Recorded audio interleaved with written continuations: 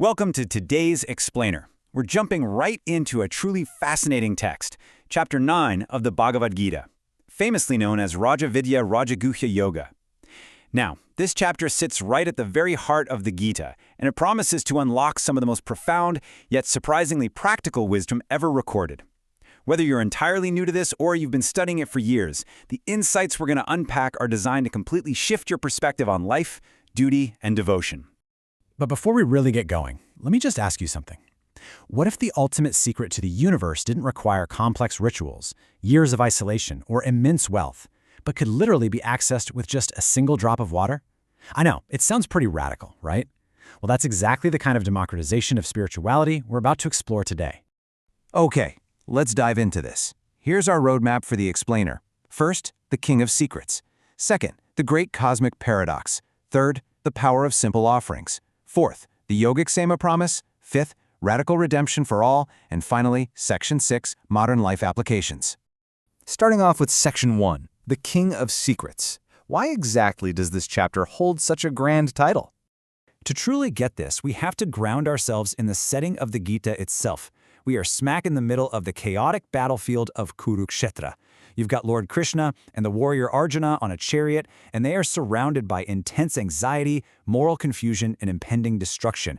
It's intense.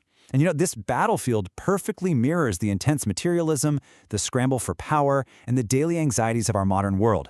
Right in the thick of all this overwhelming chaos, Krishna is about to reveal a secret that just cuts through all the noise.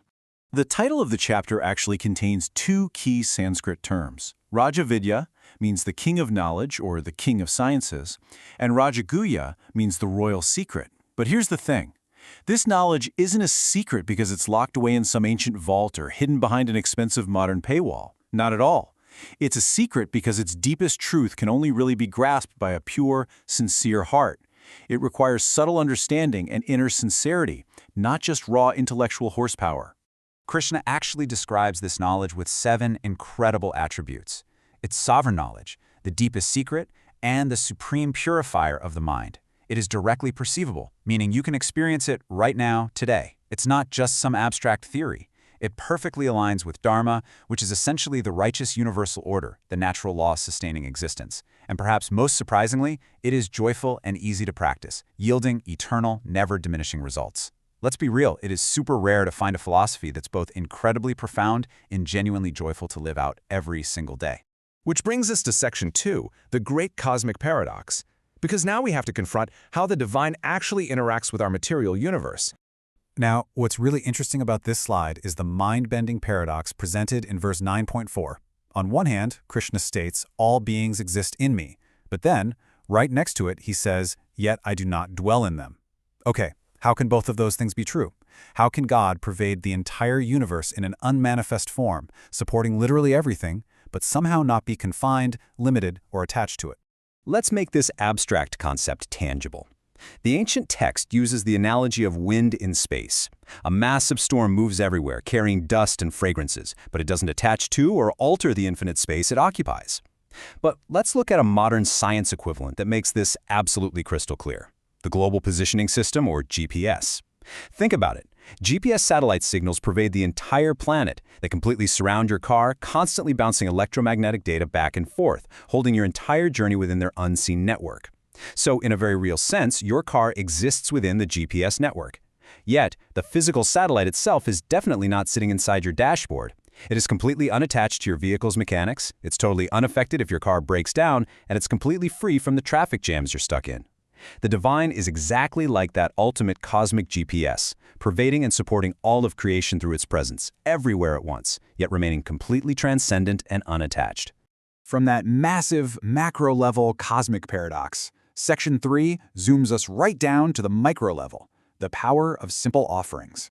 You see, in ancient times, religious practices often involved massive, highly expensive rituals, basically stuff only wealthy monarchs could afford. But Krishna introduces a totally revolutionary, democratized approach to spirituality. He lists 4 incredibly simple offerings: patram, a leaf; pushpam, a flower; phalam, a fruit; and tayam, water. You don't need a $1,000 wellness retreat or a massive bank account to connect with the infinite. These are natural, everyday items that absolutely anyone, regardless of class or status, can easily access. Verse 926 captures this just beautifully. If one offers me with love and devotion a leaf, a flower, a fruit, or water, I will accept it. It's so crucial to realize it's not about the physical object at all. The divine doesn't need your wealth or grand, flashy displays. What the divine actually accepts is the devotion, the pure intention, and the love behind that offering. It is completely about quality over quantity. Your sincerity is the ultimate currency. And this democratization of spirituality brings us to section 4, and what might just be the most comforting guarantee in the entire text, the Yoga Kshema promise.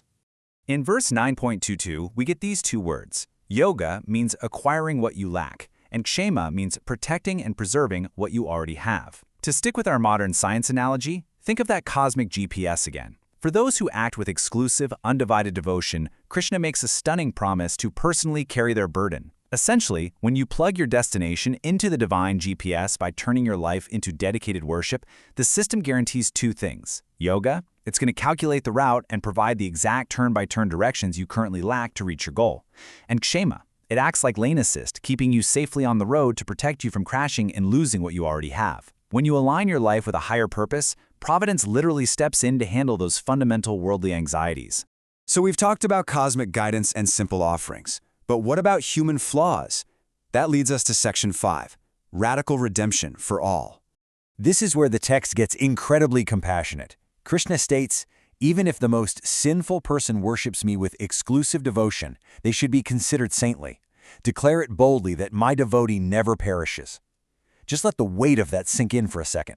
Just like a modern GPS system doesn't yell at you, it doesn't judge you, and it certainly doesn't abandon you when you take a wrong turn. It simply chimes, says recalculating, and plots a brand new route back to your destination. The divine does the exact same thing. Your past mistakes, no matter how severe, do not permanently disqualify you from spiritual progress. A sincere, resolute decision to change your direction and turn toward the divine begins an immediate, radical transformation. It's just the ultimate message of hope. So, the crucial point is, how do we wrap this all up in section 6, modern life applications? Living Chapter 9 today means recognizing that true spirituality is totally accessible. No wealth, no complex rituals required. It means having trust in Providence, putting your absolute full effort into your actions, but letting go of that crippling anxiety about the final results. It's remembering quality over quantity. Your inner intentions and your heart matter way, way more than the outward scale of your worldly achievements. And finally, work as worship. By turning your daily, mundane duties into a spiritual discipline, you transform the daily grind into something genuinely sacred. It's basically the ultimate antidote to the stressful, material scramble of our modern era. I want to leave you with one final, provocative thought to carry with you today. What simple offering will you make? Seriously, it doesn't have to be grand. A kind word, a moment of focused attention, a leaf, or just a drop of water. It just has to be sincere. Thank you so much for joining me for this deep dive, and I really hope this sparks a brand new way of looking at your daily life. See you next time.